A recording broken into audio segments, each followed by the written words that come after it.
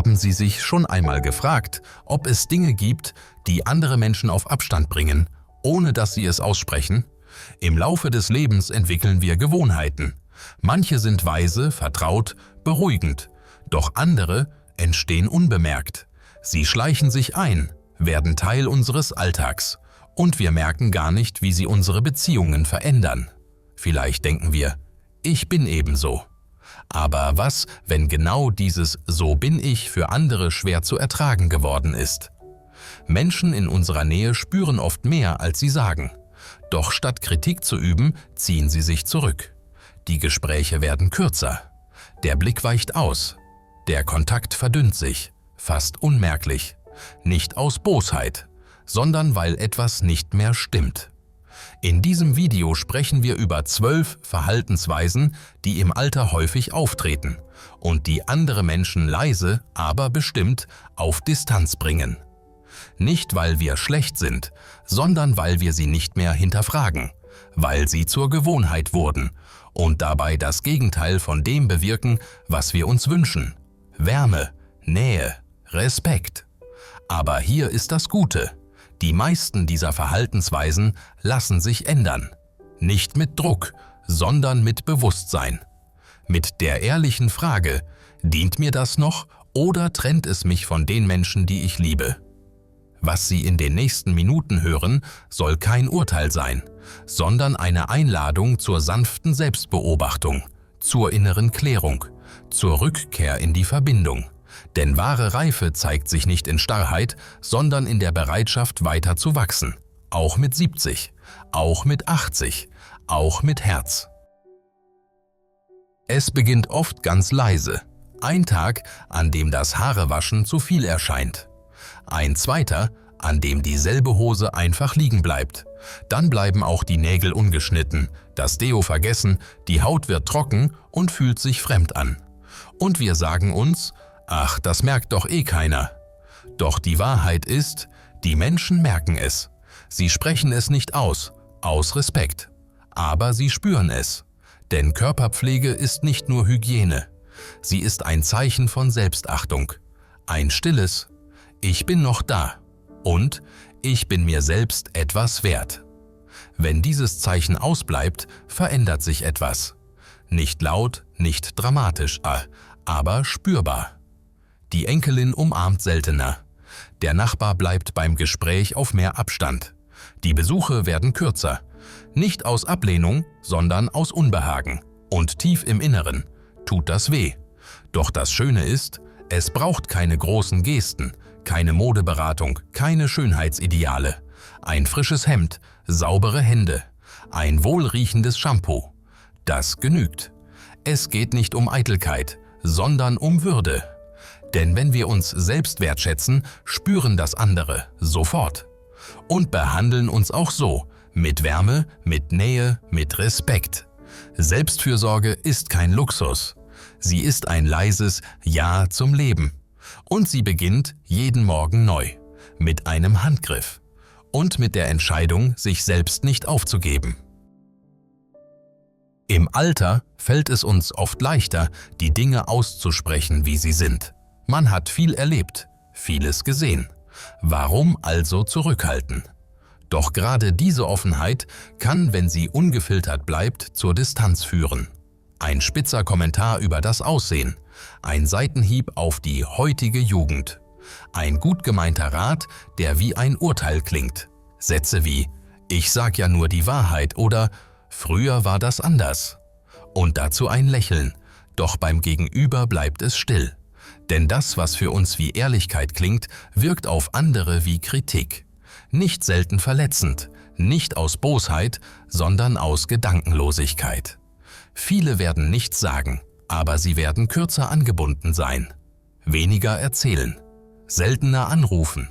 Nicht, weil sie uns ablehnen, sondern weil sie sich schützen wollen. Echte Offenheit braucht mehr als Mut. Sie braucht Feingefühl. Ein einfacher Satz kann den Ton ändern. Ich frage mich, wie du das erlebst. Oder erzähl mir mehr darüber. Wenn wir Interesse zeigen, statt zu urteilen, entsteht Nähe.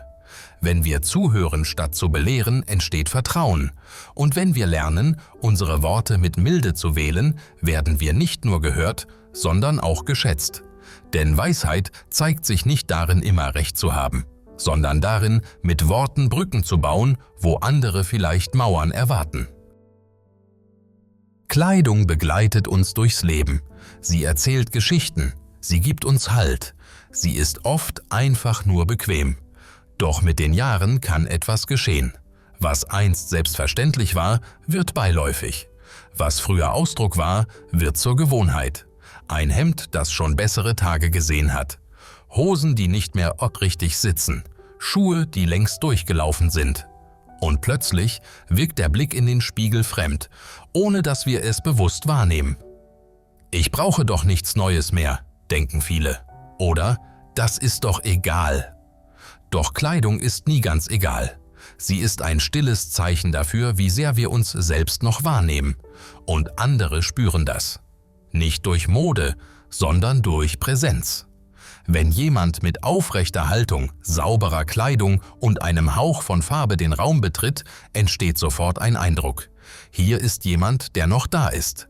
Jemand, der das Leben nicht einfach vorbeiziehen lässt, sondern sich bewusst hineinstellt. Es geht nicht um Trends, es geht um Verbindung zum Hier und Jetzt. Unser Körper verändert sich, unser Stil auch. Sich selbst im Heute zu kleiden, bedeutet, ich sehe mich, ich bin mir wichtig. Und andere spüren das, auch wenn sie nichts sagen. Sie schauen länger hin, sie lächeln mehr. Sie begegnen uns mit einem Hauch von Respekt, nicht wegen des Stoffes, sondern wegen der Haltung dahinter. Es beginnt oft ganz harmlos. Ein Thema kommt auf und wir wissen etwas dazu. Natürlich, wir haben es erlebt, wir haben Erfahrung. Also erzählen wir. Und erzählen. Und während wir reden, merken wir nicht, niemand sonst kommt mehr zu Wort. Was gut gemeint ist, ein Beitrag, ein Ratschlag, eine Geschichte, kann ungewollt zu einem Monolog werden. Und das Problem daran ist, je mehr wir reden, desto weniger fühlen sich andere gesehen. Vor allem die Jüngeren. Sie hören höflich zu, nicken, lächeln, aber innerlich ziehen sie sich zurück, weil sie spüren, hier ist kein Raum für ihre Gedanken. Sie rufen seltener an, teilen weniger mit, weil sie sich nicht gehört, sondern belehrt fühlen. Dabei braucht es gar nicht viel.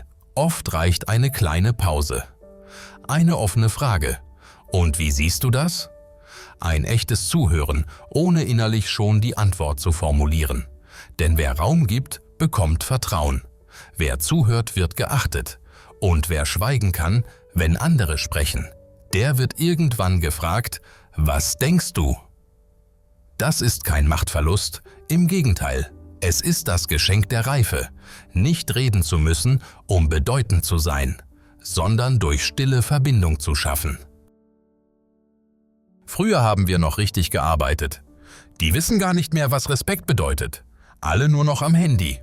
Solche Sätze hören sich zunächst wie Beobachtungen an, aber in den Ohren der Jüngeren klingen sie wie Urteile. Und das, was als Lebenserfahrung gemeint ist, kommt an wie Ablehnung. Wir meinen es nicht böse. Oft ist es einfach der Versuch, die eigene Zeit zu würdigen. Doch wenn wir ständig vergleichen, früher gegen heute, alt gegen jung, entsteht kein Dialog, sondern ein Graben. Und dieser Graben wächst mit jedem pauschalen Satz. Bis irgendwann niemand mehr erzählt, was ihn wirklich bewegt. Weil er fürchtet, missverstanden oder belächelt zu werden. Dabei könnten wir so viel voneinander lernen, wenn wir nicht gleich bewerten, sondern fragen. Wie ist das für dich, in dieser Welt erwachsen zu werden? Was beschäftigt dich wirklich? Neugier statt Nostalgie, Zuhören statt Urteilen. Dann wird aus einem Generationenkonflikt plötzlich ein Gespräch, ein echtes. Denn unsere Weisheit zeigt sich nicht darin, dass wir alles besser wissen, sondern darin, dass wir Brücken bauen, zwischen gestern und heute, zwischen unserer Erfahrung und ihrer Zukunft. Und genau das bleibt in Erinnerung, nicht die Kritik, sondern die Offenheit, das Interesse, die liebevolle Geste, die sagt, ich sehe dich und ich will dich verstehen. Früher war es ganz normal, laut am Telefon zu sprechen, im Bus ein Radio mitlaufen zu lassen oder sich an der Kasse dicht an dicht aufzustellen. Heute hat sich das verändert. Nicht, weil die Menschen empfindlicher geworden sind, sondern weil das Miteinander feiner abgestimmt ist. Rücksicht ist zur neuen Sprache geworden. Und wenn wir diese Sprache nicht mehr sprechen, wirken wir nicht eigen, sondern unachtsam. Ein zu lautes Gespräch im Wartezimmer. Ein Handyvideo ohne Kopfhörer im Café. Ein Kommentar, der mitten in einen fremden Dialog platzt. Kleinigkeiten. Doch sie hinterlassen Spuren. Nicht laut, aber spürbar. Menschen weichen aus. Sie blicken weg. Sie ziehen sich leise zurück. Nicht, weil wir alt sind, sondern weil wir nicht wahrnehmen, wie wir wirken. Dabei geht es nicht um Perfektion. Niemand erwartet, dass wir jedes neue soziale Protokoll kennen. Aber ein offenes Auge, ein kurzer Blick in die Runde, ein stilles Gespür für den Raum, das genügt oft schon. Denn Rücksicht ist kein Zeichen von Schwäche, sondern von Präsenz. Von Respekt gegenüber anderen und gegenüber uns selbst. Wenn wir zeigen, ich sehe dich, ich nehme dich wahr, dann geschieht etwas Kostbares. Man begegnet uns nicht mit Toleranz, sondern mit echter Achtung. Und genau diese Achtung, die öffnet Türen, auch dann, wenn wir längst dachten, sie wären zu. Natürlich, das Alter bringt seine Herausforderungen. Die Knie schmerzen, der Rücken meldet sich und die Liste der Medikamente wird länger. Daran ist nichts Peinliches. Es ist Teil des Lebens. Aber wenn aus gelegentlichem Teilen ein ständiges Thema wird, wenn jedes Gespräch sich um Diagnosen, Ärzte und Operationen dreht, dann verändert sich etwas. Nicht nur im Ton, sondern in der Beziehung. Die anderen hören zu, aus Anstand, aus Liebe. Aber sie spüren auch, der Raum wird enger. Die Leichtigkeit fehlt. Vor allem die Jüngeren wissen oft nicht, wie sie reagieren sollen. Sie fühlen sich überfordert, hilflos und ziehen sich zurück. Was bleibt, ist das Gefühl, nicht verstanden zu werden. Und das Gefühl, dass niemand mehr richtig da ist. Aber vielleicht liegt die Lösung nicht darin zu schweigen, sondern darin, die Balance wiederzufinden. Ja, es darf Platz geben für das, was schwer ist, aber daneben auch für das, was noch Freude macht. Ein gutes Buch. Der Blick aus dem Fenster. Ein schöner Satz, der im Herzen hängen bleibt. Denn wir sind mehr als unsere Beschwerden. Wir sind Gedanken, Erinnerungen, Humor, Präsenz. Und wer den anderen daran teilhaben lässt, wer nicht nur das Schwere teilt, sondern auch das Leichte, wird nicht bemitleidet, sondern geschätzt und gerne eingeladen. Nicht, weil alles gut ist, sondern weil spürbar bleibt, das Leben ist noch da und ich bin es auch. Mit den Jahren formen sich unsere Überzeugungen, was richtig ist, was zählt, was bleibt. Diese Grundsätze geben Halt. Sie haben uns durch Krisen getragen, durch Entscheidungen geführt und oft auch Familien geprägt. Doch manchmal verhärten sie sich. Aus innerer Klarheit wird Starrheit. Aus Erfahrung wird Widerstand.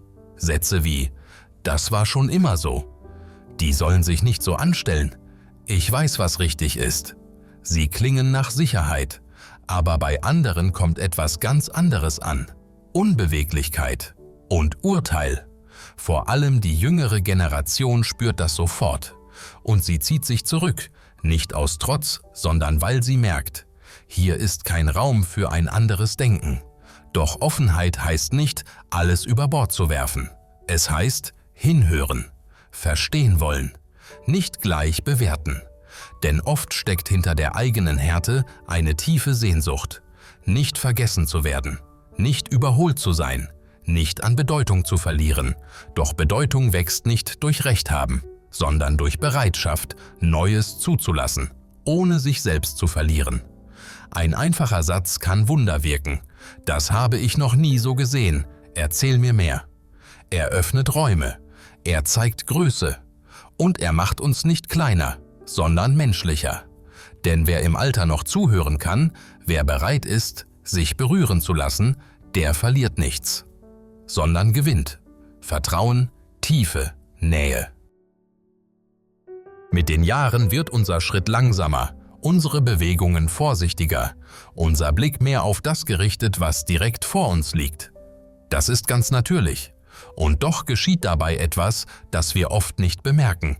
Wir verlieren das Gefühl für den Raum um uns herum. Im Supermarkt stehen wir mit dem Wagen mitten im Gang, vertieft ins Etikett. Im Bus blockieren wir den Eingang, ohne es zu merken. Auf dem Gehweg gehen wir nebeneinander und vergessen, dass andere vorbei möchten. Das alles passiert nicht aus Absicht, sondern weil der Fokus enger wird, weil die Aufmerksamkeit nach innen wandert. Doch für die Menschen um uns herum bedeutet es, sie müssen ausweichen, geduldig sein oder still genervt weiterziehen. Und irgendwann meiden sie gemeinsame Wege. Nicht aus Abneigung, sondern aus dem Gefühl, aufpassen zu müssen. Doch es geht auch anders. Man muss nicht schneller gehen, man muss nicht alles überblicken, aber man kann aufmerksam bleiben, einen Schritt zur Seite treten, sich kurz umsehen, ein Lächeln schenken. Das ist keine Kleinigkeit, das ist Achtsamkeit im Alltag. Und sie macht den Unterschied. Denn wer sich seiner Wirkung bewusst ist, selbst im Gehen, im Stehen, im Warten, der zeigt etwas Kostbares. Ich bin noch verbunden mit dieser Welt und ich nehme dich wahr. Ein guter Witz kann einen Raum öffnen, ein kleiner Spruch bringt Leichtigkeit, Lachen verbindet, gerade im Alter. Aber nicht jedes Lachen ist ein Geschenk. Manche Späße sind alt geworden, andere haben früher funktioniert, heute wirken sie wie aus der Zeit gefallen. Ein Seitenhieb über das Gewicht, ein Spruch über bestimmte Gruppen, ein ironischer Kommentar über eine Lebensweise, die wir nicht verstehen, gefolgt von »Das war doch nur Spaß« oder »Früher hat das niemand gestört«. Doch heute stört es, weil sich die Welt verändert hat, weil Menschen sensibler geworden sind, nicht schwächer, sondern achtsamer, weil Respekt nicht mehr nur Pflicht ist, sondern Haltung. Und wenn unser Humor nicht mitgeht, wenn er stehen bleibt in alten Mustern, dann verliert er seine Wirkung. Oder schlimmer, er verletzt, ohne dass wir es merken. Die Folge? Andere lächeln höflich, doch innerlich ziehen sie sich zurück. Sie erzählen weniger, sie öffnen sich nicht. Das hat nichts mit Zensur zu tun, sondern mit Feingefühl. Denn echter Humor lacht nicht auf Kosten anderer. Er lacht mit Menschen, nicht über sie. Er verbindet, weil er Wärme ausstrahlt, nicht Spott. Und manchmal ist das Schönste, worüber wir lachen können, über uns selbst, über unsere kleinen Schwächen, unsere Eigenheiten, über das Leben, das nie ganz planbar ist. Denn wer über sich selbst lachen kann, der zeigt nicht nur Humor, sondern Größe. Und genau das bleibt in Erinnerung. Alt zu werden heißt nicht hilflos zu sein. Und doch schleicht sich manchmal das Gefühl ein, Dinge nicht mehr selbst tun zu müssen. Kannst du das schnell für mich machen? Ich verstehe das sowieso nicht mehr. Mach du das lieber, ich krieg's bestimmt falsch hin. Es klingt bescheiden, manchmal sogar charmant. Aber wenn solche Sätze zur Gewohnheit werden, passiert etwas Unmerkliches. Andere übernehmen, obwohl wir es noch könnten. Und nach außen sieht das vielleicht nach Fürsorge aus. Aber innen entsteht ein Ungleichgewicht. Aus Partnerschaft wird Betreuung. Aus Unterstützung wird Pflicht. Die Tochter fühlt sich verantwortlich. Der Nachbar immer ein bisschen in Eile. Der Freund reagiert müde. Nicht, weil sie uns nicht helfen wollen, sondern weil sie spüren. Hier wird etwas abgegeben, das gar nicht abgegeben werden muss. Doch es geht nicht darum, alles allein zu schaffen. Es geht um Ehrlichkeit mit sich selbst. Brauche ich wirklich Hilfe? Oder ist es nur bequemer, sie zu erwarten? Denn Menschen bewundern nicht die, die nie um Hilfe bitten, sondern die, die klar sagen können, was sie noch selbst schaffen und was nicht. Ein Einkauf, der alleine gelingt. Ein Gerät, das man selbst ausprobiert. Ein Fehler, über den man lacht. Das alles ist kein Zeichen von Schwäche, sondern von Würde. Denn Selbstwirksamkeit endet nicht mit dem Alter. Sie beginnt jeden Tag neu, mit einem kleinen Schritt, einem mutigen Griff, einer Entscheidung. Ich probier's erstmal selbst. Mit dem Alter kommt Erfahrung und mit der Erfahrung das Wissen, was funktioniert, was sich bewährt hat, was richtig scheint.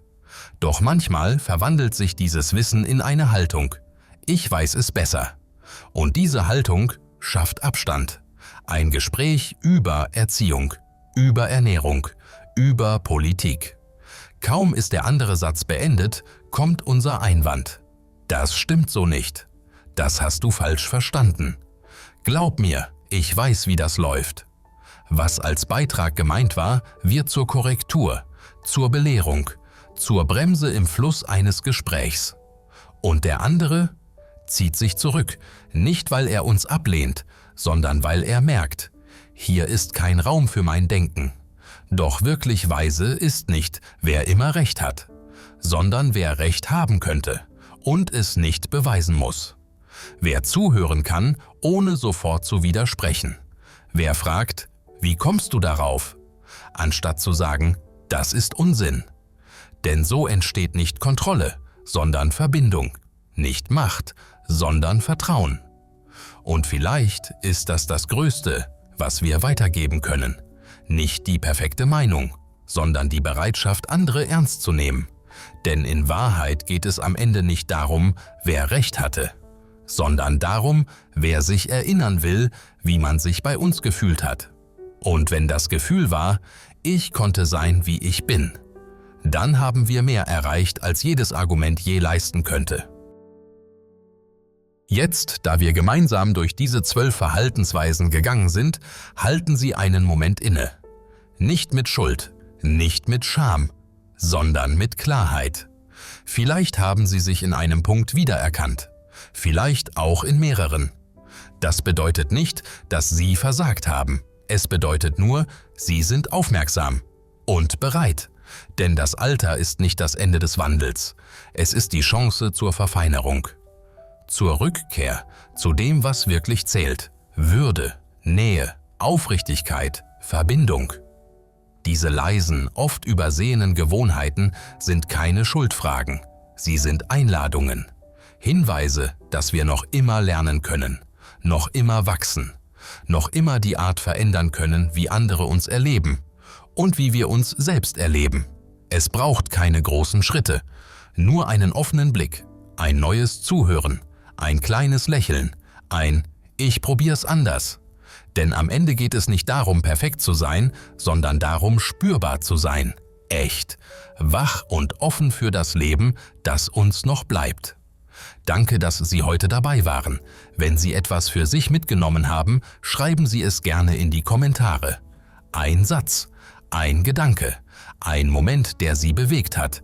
Und wenn Sie möchten, dass mehr Menschen in Würde älter werden, teilen Sie dieses Video, abonnieren Sie den Kanal und bleiben Sie mit uns verbunden. Bis zum nächsten Mal, mit Herz, mit Tiefgang und mit dem Wunsch, gemeinsam weiterzugehen.